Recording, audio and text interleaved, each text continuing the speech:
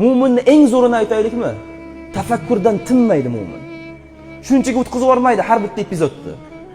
Shunchaki lavhalarni o'tkazib yormaydi. Oldidan chiqayotgan har bir narsaga tafakkur bilan qaraydi. Ordan chiqayotgan har bir detalga, elementga, mavjudot, mahluqotga tafakkur bilan qaraydi. Hozir odamlar, mo'minlar, musulmonlar bolasiga tafakkur bilan qaramaydi. Bu bola nimaga tug'ildi? Nimaga katta bo'lyapti? Ertaga kim bo'ladi bu bola? Ertaga menga foydasi tegadimi? Yo'qmi? Tafakkur qilmaydi. Ha desa pulni top. Ha desa bozorga bor. Ha desa unga bor, bunga bor. Tafakkurchi. Atrofga qarashchi. Bekordan bekorga yaratilmaganimizni tushunishchi. Shu qoloqlikka qarab ketyapti-da. Biz qoloq o'qimasligimiz kerak ekanda, Alloh bekordan bekorga yaratmadim men bularni. Qarang, bu gumon bekordan bekorga yaratdi degan gumon, bu kofirlarning gumoni. Ey mo'minlar, sizlar unaqa gumon qilmang. Osmoni, yerga, o'zingizga, atrofga, ularning orasidagi barcha narsaga tafakkur bilan qarab, Alloh azza va jallani taning.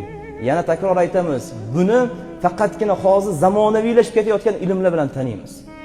Osongina